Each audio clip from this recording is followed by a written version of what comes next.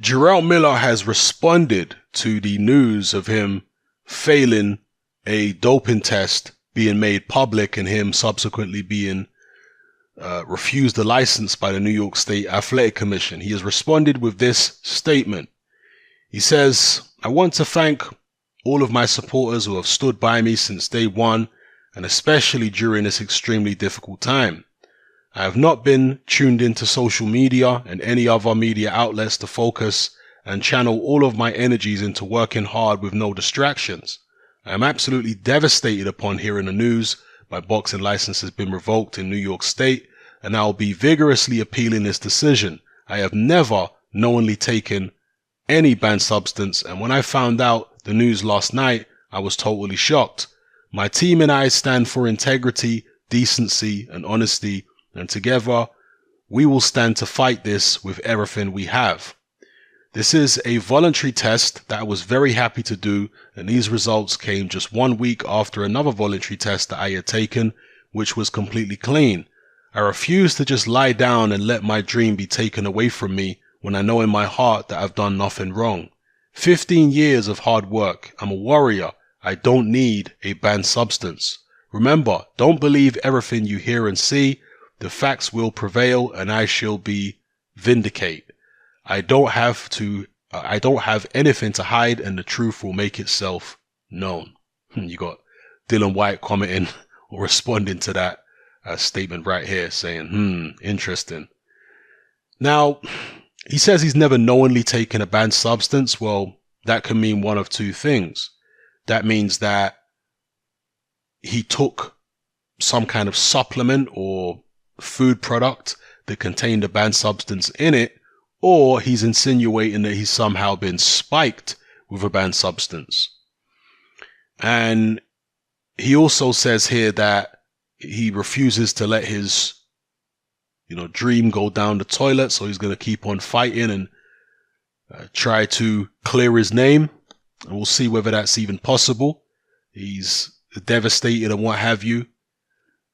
He says also that he had a test the previous week, which was a negative test. In fact, let me read that again.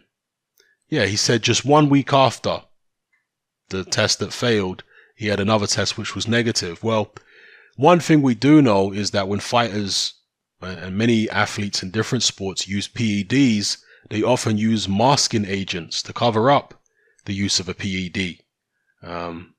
Whether or not that's the case here, I have no idea. But again, this claim by Miller that he tested negative a week after testing positive may be used by him to try and imply that he was somehow spiked or something got into his bloodstream which shouldn't have been there, which he didn't knowingly put in his body. So we'll see. The plot thickens, but the way things are looking at the moment, you wouldn't imagine Jarrell Miller is going to get this opportunity to face AJ. You'd think he's out of the running. And for those who are kind of entertaining the possibility that there was some shenanigans going on here and that AJ or his team are behind Miller's failed test, just remember that Anthony Joshua has never fought in the United States before, and that DAZN are trying to build AJ up as a name. Why would they put themselves in a position just, 6 weeks away from the fight where they've got to switch opponents? They've already sold 17,000 tickets. Jarrell Miller's a New Yorker, right? He's been doing the rounds on the New York media circuit in the build up to this fight. And I'm sure they had more media events and whatnot to come. So to have to find a different opponent and potentially lose a lot of ticket sales because there's kind of uncertainty about the event now, because it's not just the fact that they're switching opponents and it's not going to be the New Yorker Miller, the trash talking New Yorker in the opposite corner to AJ. It's also the confidence fans have that the show will actually go ahead at all, because once opponents start getting switched, some fans are going to be like, you know what, is this show even going to happen? And the fans who had bought in to Miller, because obviously the 17,000 people who had already bought tickets, they clearly felt like it was worth buying a ticket for this event. Are some of those guys now going to change their minds and say, you know what?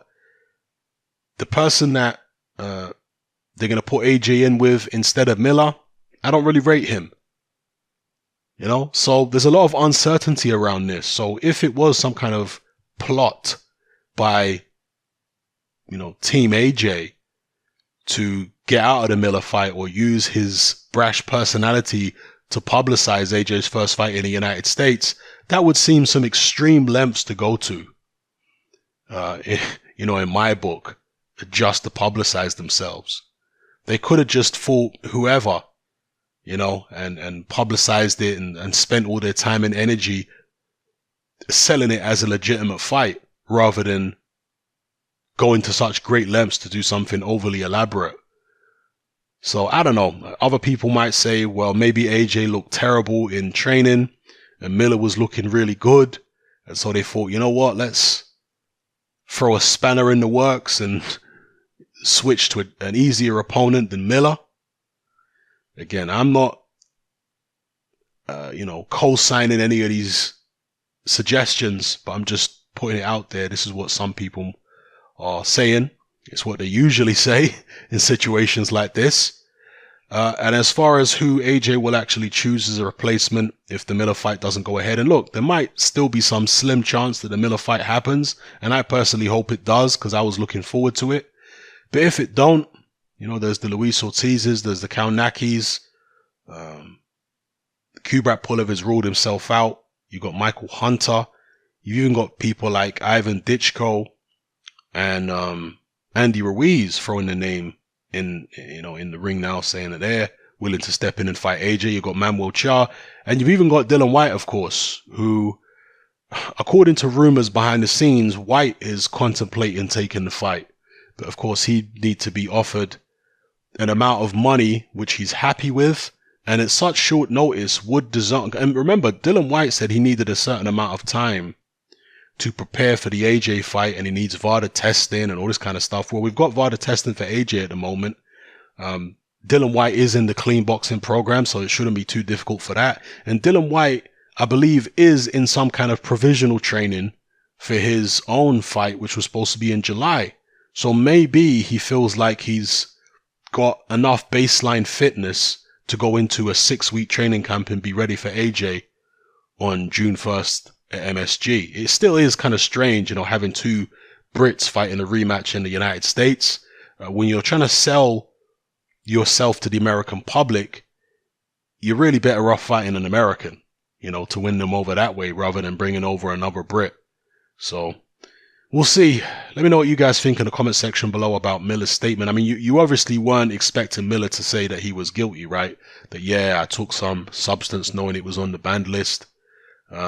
But one thing we do know about Miller is he's very interested in bodybuilding and powerlifting and all that kind of stuff. And he comes from an MMA background, martial arts background.